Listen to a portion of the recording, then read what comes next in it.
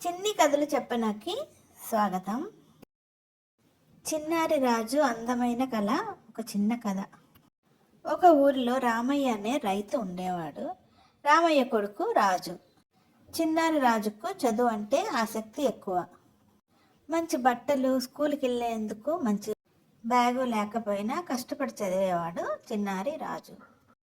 స్కూల్లో కూడా రాజు ఆడుకునే సమయంలో కూడా పుస్తకాలు తీసుకొని చెట్టు కింద కూర్చొని చదువుకునేవాడు. తన ఏకాగ్రత అంతా చదువు మీదే పెట్టేవాడు రాజు. ఒకరోజు రాత్రి రాజు తండ్రి దిగాలుగా కూర్చొని ఉండడం కనిపించింది రాజుకి.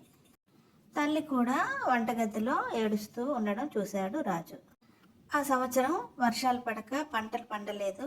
ఇల్లు గడవడానికి అలాగే రాజు చదువుకి ఏం చేయాలో తోచక తన తల్లిదండ్రులు బాధపడుతున్నారని గ్రహించాడు రాజు.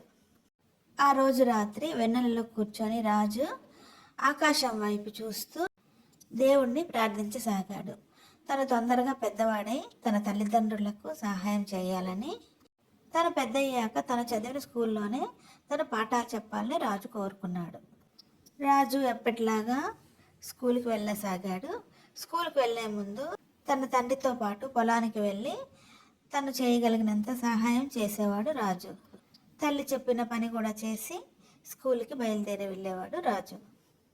కొన్ని రోజులకు రైతులందరికీ సంతోషపరిచేలాగా పెద్ద వాన కురిసింది.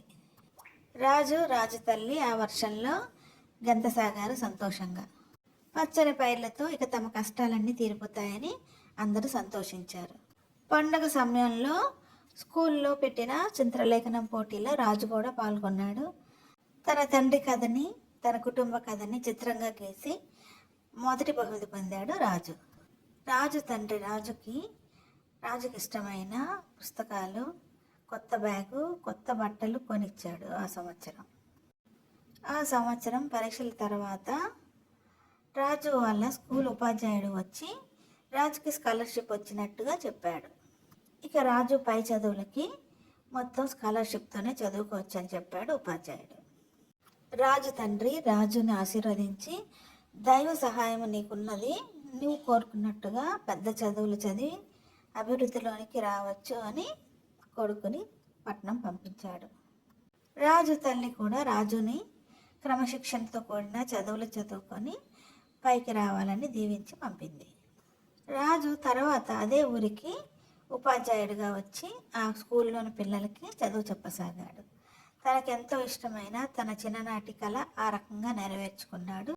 తను చదివిన స్కూల్లో పిల్లలకి ఆ చెట్టు కింద పాఠాలు చెప్పాలన్న కోరిక తీరింది రాజుకి. అలా ఇలాంటి మరిన్ని చిన్ని కథల కోసం do like, share and subscribe my channel చిన్ని కథలు చెప్పనా.